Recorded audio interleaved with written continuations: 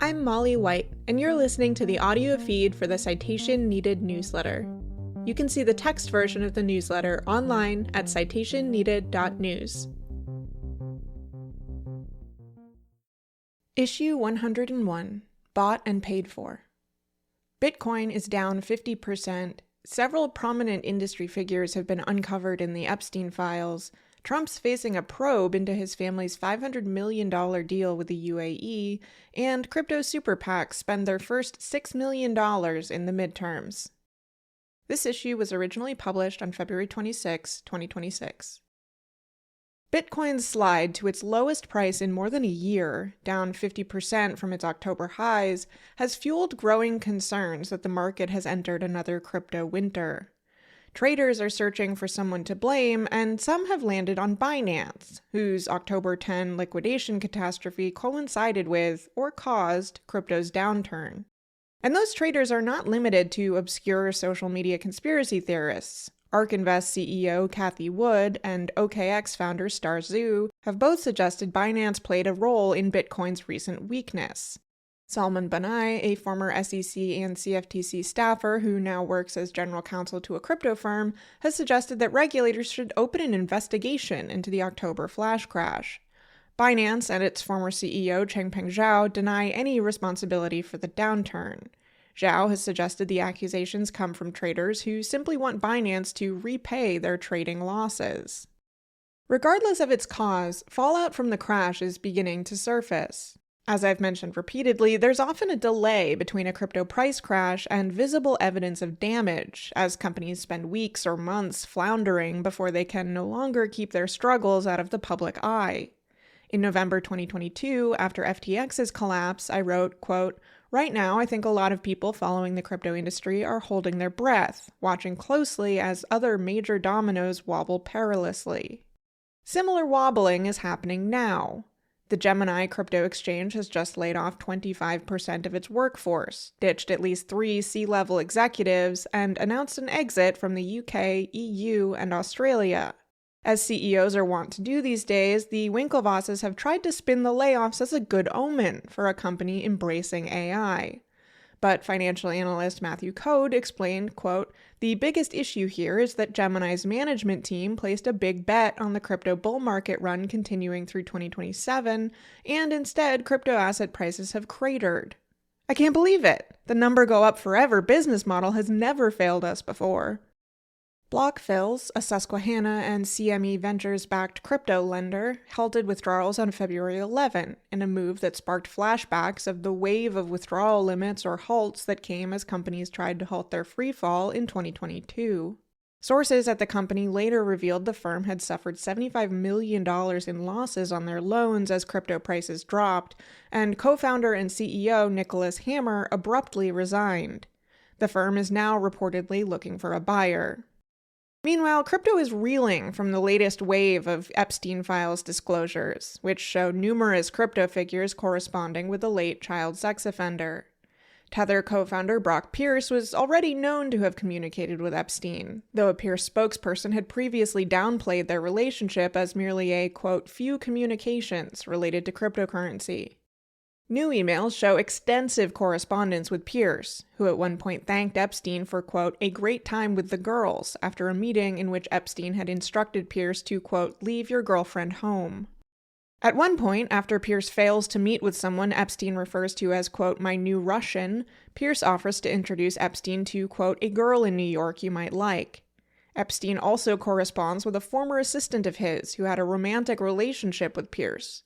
At one point in 2018, Pierce mentions that he's, quote, "ready to marry her, though I'll have 2 wives. Going to attempt to thread that needle over the next few days with my wife." Epstein also discussed the marriage prospect with the woman, with Epstein seemingly excited to have access to a close confidant of Pierce's. The woman ultimately declined Pierce's proposal, though she suggested she might be open to it if it was the only option to procure her a visa. The relationship later ended.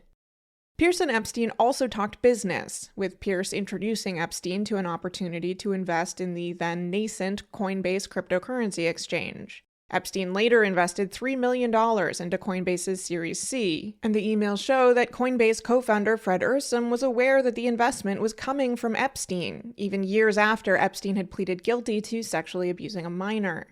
Ursum left Coinbase in 2017 but remains its board director. He founded the Paradigm crypto venture fund in 2018. Epstein also corresponded with Adam Back, a Bitcoiner so early on the scene that he once emailed directly with Satoshi Nakamoto.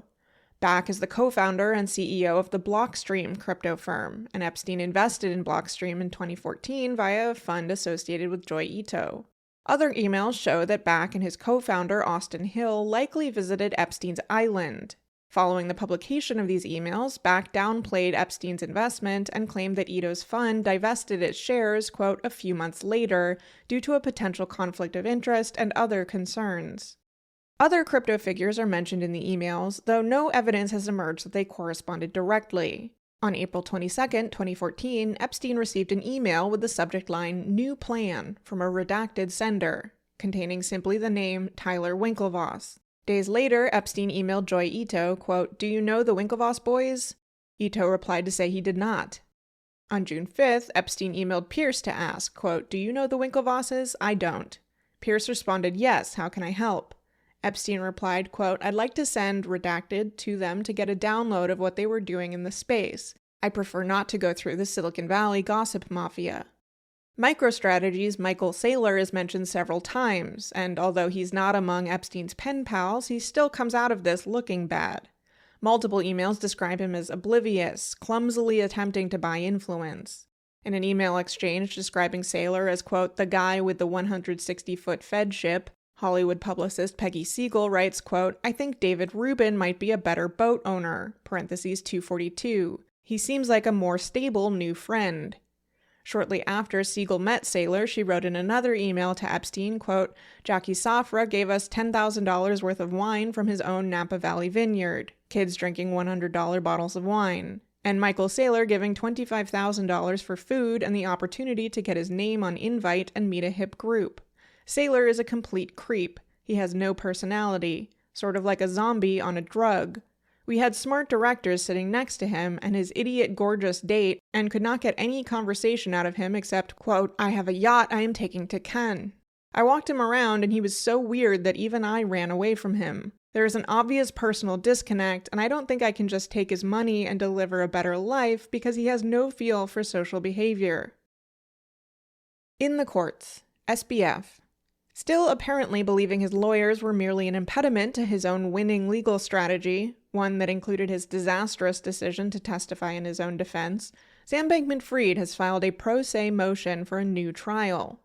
The filing came via his mother, Barbara Fried, though she was careful to note that Bankman-Fried would be representing himself, and that she was submitting the filing on his behalf simply because he is in jail. Bankman-Fried seems to be trying to exhaust all possible options. The motion comes as he waits for a decision on his appeal before the Second Circuit, and he is continuing to fawn over Trump on Twitter in an extremely unsubtle bid for a pardon. In January, Trump told the New York Times he had no intention of pardoning Bankman-Fried, and spokespeople for the White House have recently reiterated that position. Jane Street. The administrator overseeing the wind-down of Do Kwon's Terraform Labs has filed a lawsuit against Jane Street, a major American quantitative trading firm. The heavily redacted complaint alleges that Jane Street exploited insider information about Terraform Labs operations, obtained via Bryce Pratt, an employee who previously interned at TFL and maintained close relationships with former coworkers, both unlawfully profiting from it and accelerating the May 2022 collapse of the Terra, or UST, stablecoin ecosystem. The complaint portrays Pratt's activities as explicitly directed by Jane Street leadership, alleging that, quote, Jane Street deployed Bryce Pratt to establish lines of communication with his former colleagues at Terraform. After landing a systems engineer role at Jane Street, the former Terraform Labs software development intern stayed in contact with his TFL coworkers, including a software developer and the head of research. In a group chat named Bryce's Secret, the three allegedly discussed a, quote, certain trading company that might be interested in investing in TFL. The TFL software engineer soon made it explicit, quote, "Bro, we all know who the buyer is, it's where you work." Once Pratt made more formal introductions between TfL and Jane Street higher-ups, he allegedly continued to use his insider knowledge and connections to give Jane Street an advantage. When TfL migrated to a new liquidity pool for UST, Jane Street allegedly exploited insider access to timing details to make a significant trade, causing a steep sell-off that contributed to UST's May 2022 depeg. The complaint alleges Jane Street also used its access to dodge the fallout from the subsequent collapse. Quote, its abuse of material non-public information from insider redacted allowed Jane Street to unwind hundreds of millions of dollars in potential exposure at precisely the right time, mere hours before the Terraform ecosystem collapsed. Jane Street then allegedly continued trading on inside information to profit even as Terra was in freefall. Kevin O'Leary and Ben "BitBoy" Armstrong. Kevin O'Leary has won a $2.828 million default judgment in his defamation lawsuit against the crypto influencer Ben Armstrong, known online as BitBoy Crypto. The suit was originally filed in March 2025, after BitBoy repeatedly accused O'Leary of being a murderer, referring to a 2019 boating accident involving O'Leary and his wife, in which 2 other boaters were killed. BitBoy has been going through something of a slow-motion meltdown since at least 2023, which I've only briefly covered when he's been arrested or wound up in court, because it's been evident for quite some time that he's dealing with serious mental health issues. That's supported in a belated filing to set aside the default judgment, which came from BitBoy's uncle, and which states that BitBoy has been diagnosed with bipolar disorder, narcissistic personality disorder, dissociative identity disorder, Cotard syndrome, which is a disorder in which the affected person believes they are dead, and Capgras delusion, the delusion that close family members have been replaced by identical imposters. Because BitBoy and his uncle missed numerous court deadlines and failed to respond to court orders or appear for hearings, the motion to set aside the judgment was denied. Everything else. Brandon Caroni, the CEO of the SafeMoon pump and dump scheme, has been sentenced to 8 years in prison. Rusheng Lin, the operator of the incognito market dark web drug marketplace, has been sentenced to 20 years in prison. Besides the drug crimes, Lin also stole at least $1 million in user deposits from Incognito Market's internal payment system and tried to extort both vendors and buyers for more by threatening to publish their transaction histories. In Congress, the Clarity Act cryptocurrency market structure bill is still stalled out in the Senate after Coinbase blocked it in mid-January. The decision earned mixed reactions from all sides. At Davos in January, banker Jamie Dimon pointed at Armstrong and declared, "You are full of shit," accusing him of lying in statements that blamed banks for sabotaging the legislation. Other companies in the crypto sector have urged for the bill to move forward, fearful that Coinbase's unilateral objection could kill what they see as a general improvement to the status quo. And Treasury Secretary Scott Bessent has complained that, quote, there seems to be a nihilist group in the industry who prefers no regulation over this very good regulation, adding that those in the crypto industry who disapprove of it, quote, should move to El Salvador. You're telling me there are people in the crypto industry who would prefer no regulation over regulation? Say it isn't so. Simultaneously, letters and public statements have been flying out of both branches of Congress over various Trump corruption concerns. On January 31st, the Wall Street Journal reported that the UAE's so-called spy sheikh, Tahnoon bin Zayed Al Nahyan, had paid $500 million to acquire a 49% stake in World Liberty Financial, the cryptocurrency company run by family members of both Trump and Special Envoy to the Middle East, Steve Witkoff. After several months and multiple meetings involving Trump, Witkoff, and others, the White House approved a deal to grant the UAE access to sensitive AI chips. Congresspeople had already sounded the alarm over the apparent quid pro quo even before the $500 million deal was known, due to UAE enrichment of Trump through their selection of the Trump family's stablecoin in a Binance investment that will ultimately leave more than $150 million in interest with Trump entities. The new details have sparked even more outcry, with Senator Murphy, a Democrat from Connecticut, describing the deal as having the, quote, elements of a bribe and, quote, potentially criminal. On February 4, Representative Ro Khanna, a Democrat from California, announced an investigation into the deal in his capacity as ranking member of the House Select Committee on the CCP. President Trump has claimed no knowledge of the WLF deal, stating at a press conference, quote, "I don't know about it. My sons are handling that. My family is handling that." Senator Blumenthal, the other Democrat from Connecticut, has opened an investigation into Binance as the ranking member of the Homeland Security Committee's Subcommittee on Investigations. This followed reporting from the New York Times alleging that Binance's own internal investigators uncovered more than 1,500 accounts on the platform that had been accessed from Iran, and around $1.7 billion in transactions from two Binance accounts to Iran-linked entities, including an account belonging to an Iranian military group. A separate Wall Street Journal report said the investigators had also discovered another $500 million that had gone to the Iranian entities. Reports from the New York Times, Fortune, and the Wall Street Journal then found that Binance had fired the investigators who uncovered the transactions, leaving the accounts untouched. Binance has insisted the reports are false, claiming their internal review found no evidence of sanctions violations and that the investigators left of their own volition. CEO Richard Teng even took to Twitter to publish a letter sent on Binance's behalf to the Journal by attorney and so-called reputation and crisis manager Amber Melville Brown, demanding the Journal retract the article. Unfortunately for Binance, its years-long pattern of dismissing even mild criticism as FUD has eroded the credibility of such denials, particularly given that some of those dismissals have been followed by evidence proving the original reports true.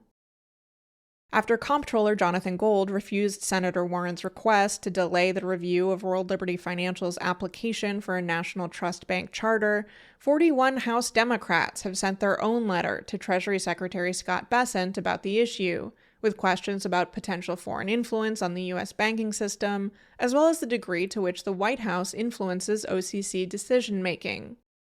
While the letter included signatures from the expected crypto-skeptical lawmakers like Brad Sherman of California and Stephen Lynch of Massachusetts, it was also notably signed by some of the industry's biggest Democratic allies in the House, like Richie Torres of New York and Sam Liccardo of California.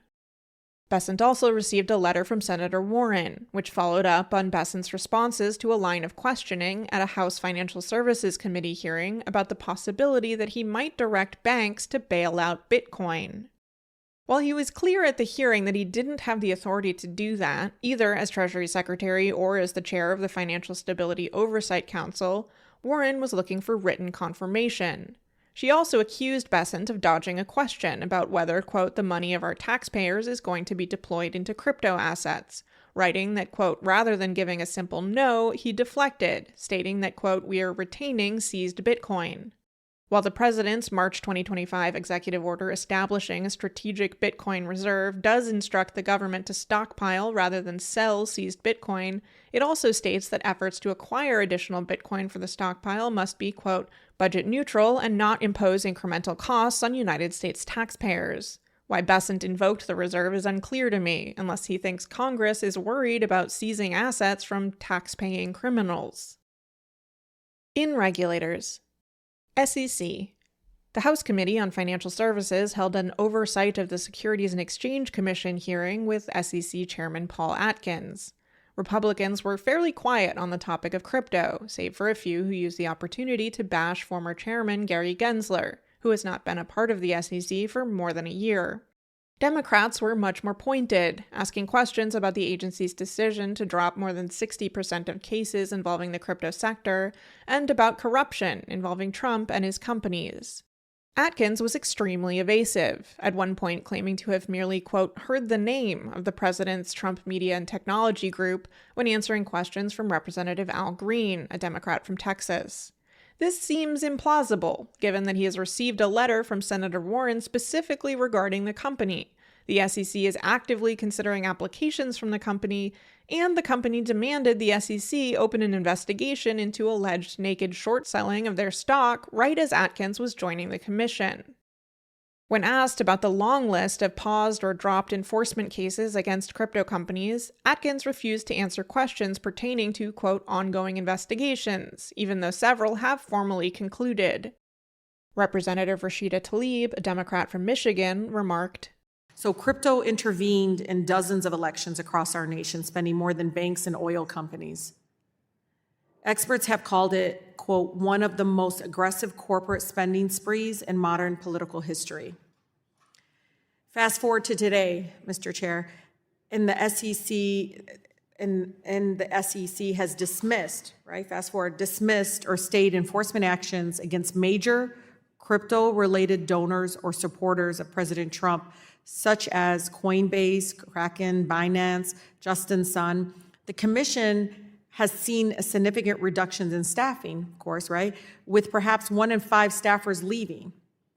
Whistleblower awards are down dramatically, and policies are issued without allowing public comment. Do you see what I'm saying here?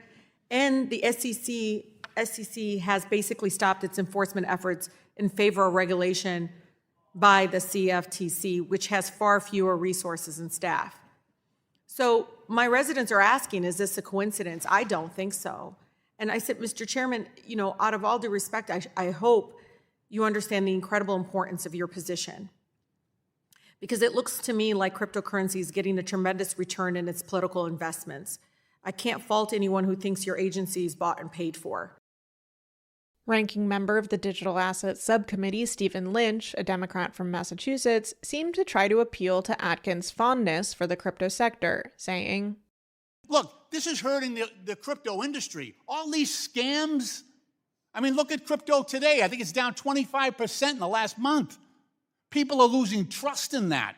This is not good for crypto. It's certainly not good for consumers. And it's awful. The reputational damage that the SEC is suffering right now is unbelievable." CFTC. The CFTC is staking its claim on regulating prediction markets by submitting an amicus brief in Crypto.com versus Nevada and threatening state gaming regulators who have been trying to fill the regulatory void that the CFTC will, quote, see them in court. Newly installed CFTC Chairman Mike Selig posted a video to Twitter about how prediction markets, quote, have been hit with an onslaught of state-led litigation. He waxed poetic about how said markets, quote, provide useful functions for society by allowing everyday Americans to hedge commercial risks like increases in temperature and energy price spikes, and adding that they also, quote, serve as an important check on our news media and our information streams. Selig conveniently omits that the vast majority of activity on these prediction markets is sports gambling, not commercial hedging. He also appears to have invented a novel role for the CFTC as guardian of America's media ecosystem, a function notably absent from the agency's statutory mandate. Since the CFTC has filed no enforcement actions against prediction markets after embracing the sector following Trump's election, Selig's jurisdictional claim seems designed to shield the sector rather than regulate it. And as Selig is declaring exclusive jurisdiction over a rapidly expanding sector, the agency's enforcement ability is dwindling as staff resign en masse. Earlier this month, Barron's reported that the last person on the once 20-person team of top enforcement attorneys and investigators at the CFTC's flagship Chicago office has resigned. Much of the Chicago office's decimation occurred under Selig's predecessor, Acting Chair Caroline Pham, who, quote, undertook a sweeping reorganization of the enforcement division and closed about half of its open cases, sometimes without consulting the teams involved.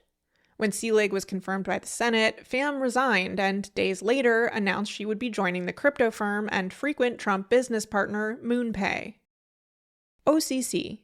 The Office of the Comptroller of the Currency has started approving the slew of applications for National Trust Bank charters from the crypto sector, beginning with Erebor, a bank backed by Peter Thiel, Joe Lonsdale, Palmer Luckey, and Andreessen Horowitz. Startlingly, Erebor seeks to, quote, fill the gap left by Silicon Valley Bank, the tech startup-focused bank that failed in March 2023. In an interview with the Wall Street Journal, Luckey seemed to be trying to set low expectations for the quality of Erebor's banking services. Quote, you can think of us like a farmer's bank for tech. I think most farmers' banks won't claim they're the best bankers in the world, but they do understand farmers. Circle, Ripple, Paxos, Stripe's Bridge, and Crypto.com have received conditional approval for their charter applications. Coinbase's and President Trump's own World Liberty Financial also have applications open. Trump business interests. On February 18, World Liberty Financial hosted a World Liberty Forum at Mar-a-Lago. Binance founder Changpeng Zhao attended in his first U.S. appearance since his October pardon. Attendees also included crypto executives from Coinbase and BitGo, Leaders of TradFi giants Goldman Sachs, Franklin Templeton, the Nasdaq, and the New York Stock Exchange, as well as a smattering of celebrities, from FIFA president Gianni Infantino to rapper Nicki Minaj, who seemed a little confused about why she'd been invited, stating on stage that she, quote, can like crypto, and then going on to talk about her stick-on-nail brand. While ostensibly separate from presidential business, the conference drew Senators Ashley Moody, a Republican from Florida, and Bernie Moreno, a Republican from Ohio, as well as cabinet member Kelly Loeffler and CFTC chair Michael Seelig, and cryptocurrency legislation was a recurring topic of conversation. Several days later, World Liberty Financial's USD1 stablecoin briefly lost its peg during a sudden sell-off, dropping to around 99 cents. Around the same time, posts about the company and its stablecoin vanished from Eric Trump's Twitter account. WLF quickly put out a tweet that there was a, quote, coordinated attack against USD1 this morning. Attackers hacked several WLF5 co-founder accounts, paid influencers to spread FUD, and opened massive WLFI shorts to profit from the manufactured chaos. It's difficult to fathom why hackers would compromise an account as high profile as Eric Trump's only to delete a handful of tweets, and the claim was broadly met with skepticism. In prediction markets. As the CFTC runs interference for prediction markets in the courts, Kalshi has disclosed the results of 2 of its internal insider trading cases cleared from what the company has described as a, quote, backlog of insider trading cases. One involves a video editor working for YouTube star Mr. Beast, who used his early access to Mr. Beast's content to profit from around $4,000 in wagers on markets involving what words Mr. Beast would say. The trader's, quote, near-perfect trading success on markets with low odds raised red flags in Kalshi's monitoring systems, and the editor was fined more than $20,000 and suspended from Kalshi for 2 years. The second case involved Kyle Langford, a neo-Nazi who was briefly a candidate in the California gubernatorial race before withdrawing and entering the race for California's District 26. His case probably didn't require much investigation, given Langford had, in May 2025, tweeted a screen cap of himself, placing a roughly $100 Kalshi wager on himself being elected governor of California. He was fined $2,246 for improperly profiting from a trade on a market where he was a, quote, direct decision maker, though he didn't profit much, as $2,000 of the fine was a penalty.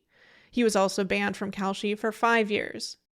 While the CFTC acknowledged Kalshi's disciplinary actions, they showed no signs of opening their own investigations, either into the traders or into Kalshi itself.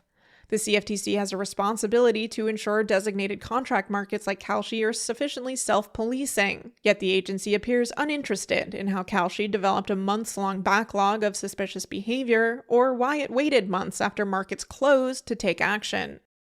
Meanwhile, Kalshi and Polymarket have been running various marketing stunts. Both platforms have been giving away free groceries in New York City, and Polymarket announced plans to open what they're calling the Polymarket, New York's first free grocery store, a 5-day pop-up promotion. Kalshi has also been running TikTok ads featuring young women with captions like, quote, POV, I was about to be unable to pay my rent, but I got 2 years of rent through Kalshi's predictions. It's amazing. And, quote, me, because in 2026 I stopped working weekends and started predicting weather instead, making $280 a week now versus $190 before. This drew criticism from, of all people, the CEO of a crypto casino called BetHog. He compared Kalshi's marketing to the trajectory of the vape company Juul, which pushed its products on, quote, non-smokers and particularly kids. See the similarity? The backlash took time to build, but when it did, it was devastating for the company. He commented on how he's worked in online gambling for more than 25 years, and, quote, this type of marketing is actually extremely rare in real money gaming. Firstly, and most importantly, it is rare because operators view it as highly unethical. It might surprise you that a lot of people in the gaming industry do actually care about things like underage and problem gambling. Secondly, it is also rare because it doesn't work. Do you think the teenagers in these ads are going to keep playing when they lose all their rent money? In elections and political influence. In last week's issue about the crypto industry's war chest for the midterms, I wrote, quote, the pro-crypto super PACs have barely touched their accumulated cash so far. The reports at the time had mostly only shown expenditures from last year of around $3.2 million into various 2025 special elections, $42,000 from First Principles Digital to support Republican Mike Rogers' Michigan Senate campaign marked the only spending from super PACs on upcoming races. However, the Fairshake Super PAC network, comprising Fairshake, Protect Progress, and Defend American Jobs, has since reported $6.2 million in expenditures starting February 5th. The largest single expense was just over $2 million in ads and direct mail to support Republican candidate for Alabama Senate and current Alabama Representative Barry Moore, who is looking to replace incumbent Tommy Tuberville. Tuberville is not running for re-election, instead opting to run for Alabama governor.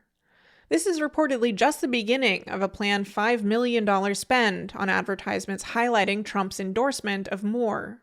Moore has voted in favor of all crypto legislation that has come before the House during his tenure, and he was endorsed by Wyoming Senator Cynthia Lummis earlier this year.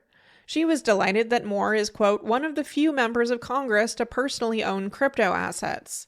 Moore has held between $1,000 and $15,000 in Bitcoin since his first filing in 2020, and he added another $1,000 to $15,000 in March 2024.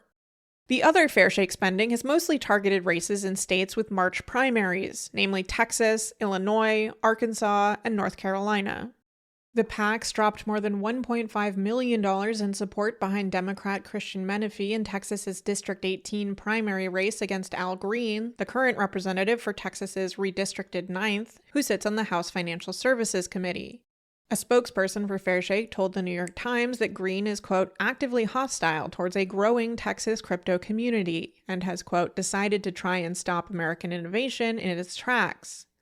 It probably doesn't help that Green has been outspoken about Trump's corruption and demanded his impeachment. Menefee, on the other hand, has earned an A rating from Coinbase-linked advocacy group Stand With Crypto, seemingly solely based on responses to their questionnaire, where he wrote that, quote, the federal government should set clear, fair rules that punish fraudsters and promote transparency, while leaving room for innovation. And we should make sure the next generation of blockchain innovation is built in America. His website also holds nods to both blockchains and artificial intelligence, referencing Menefee's history of, quote, championing innovation. Also in Texas, the Fairshake Network has put $260,000 behind Republican Jessica Steinman in District 8, $92,000 behind Chris Gober in District 10, and $142,000 behind Trevor Nels in District 22. Nels has raised barely over $100,000 on his own, so that should be a nice help to him. Fairshake also spent more than $1.5 million to oppose LaShawn Ford in his Democratic primary in Illinois' 7th District, more than 3 times the amount Ford has raised. The money went toward an ad campaign, stating that Ford, quote, was indicted on 17 counts. The verdict, Ford convicted on tax fraud. The Illinois Wednesday Journal criticized the ad for, quote, falsely implying that he was convicted of felonies related to bank fraud, noting that the 17 charges against Ford were dropped and that Ford had pleaded guilty to a misdemeanor tax charge. Ford also spoke out against the spending, describing it as blood money, motivated by his August 2025 vote in the Illinois House in favor of a bill creating the Digital Assets and Consumer Protection Act, which imposes regulatory requirements on cryptocurrency business in the state. In Illinois' 2nd District, Fairshake spent $41,000 to oppose Democrat Robert Peters, who also supported that bill. Peters also has the endorsement of Senator Elizabeth Warren, whose support contributed to drawing more than $10 million in opposition spending from Fairshake against Katie Porter in 2024. A spokesperson for Peters issued a statement that, quote, super PACs funded by Trump-aligned billionaires are dumping millions of dollars into this race to try to buy this seat and subvert the will of the electorate. They're all in for my opponent because he's already shown that he can be bought, and I've made it clear that I can't. This is a nod to opponent Jesse Jackson Jr.'s $1.1 million in backing from the Think Big pro-AI industry super PAC. Josh Vlasto is simultaneously one of the leaders of the pro-AI industry super PAC spending in support of Jackson and the spokesperson for the Fairshake pro-crypto super PAC spending against Peters. In Arkansas, the Fairshake Network spent $384,000 to support longtime ally and chair of the House Financial Services Committee, French Hill, who is up for re-election in District 2. Besides the PAC spending, he's received more than $500,000 in support from Coinbase, Andreessen Horowitz, the Winklevoss twins, and others. Finally, in North Carolina, the PAC spent $81,000 on Tim Moore's race in the 14th District. As crypto super PACs begin pouring their millions into federal races, Ripple founder Chris Larsen and Bitcoin enthusiast Tim Draper are teaming up to fight California's wealth tax by spending heavily electing moderates. Larsen has said he expects to spend $30 million on a, quote, counterforce to pro-labor legislators. There's a new 501c4 dark money group on the list with the announcement of the Hyperliquid Policy Center. The first goal on the group's list is to, quote, introduce lawmakers and regulators to Hyperliquid, a decentralized crypto exchange launched in 2023. Thank goodness someone's finally doing that. The Web3 is going just great recap. There were 10 entries between January 29 and February 25th. $199.68 million was added to the grift counter. Step Finance, Solana Floor, and Remora Markets shut down after a January hack. The Yield Blocks lending pool was drained of $10.2 million. The IoTex bridge was exploited for $2 million after a private key compromise. South Korean prosecutors lost $22 million of seized crypto to the wallet inspector, but later recovered it. The Moonwell lending protocol suffered a $1.78 million loss after their second Oracle misconfiguration in 4 months. The BlockFills crypto lender halted withdrawals. BitThumb accidentally gave away $44 billion to customers. The Gemini crypto exchange fired 25% of its staff, blaming AI. Cross-Curve users were exploited for around $3 million, and $29 million was stolen from the Step Finance treasury wallets. In the news, I'm quoted again by David D. Kirkpatrick in his most recent story for The New Yorker about Trump's crypto and non-crypto related profiteering from the presidency. I describe the, quote, mind-boggling conflict of interest between two of the Trump family-involved companies, World Liberty Financial and Alt5 Sigma, and the highly unusual Binance promotion in which they pay their users to hold the Trump-linked USD1 stablecoin. That's titled Trump's Profiteering Hits $4 billion. I also spoke to Le Monde about the rise of prediction markets and the shift towards everything becoming gambling. That's titled The Rise of Polymarket, the cryptocurrency-based betting site for current events. That's all for now, folks. Until next time, this has been Molly White. Thanks for listening to this issue of the Citation Needed newsletter. If you would like to support my work with a free or pay-what-you-want subscription to the Citation Needed newsletter, or if you would like to receive these issues in your email, go to citationneeded.news/sign-up. If you enjoyed the podcast version of this episode, please consider leaving a rating or review in your podcast player of choice.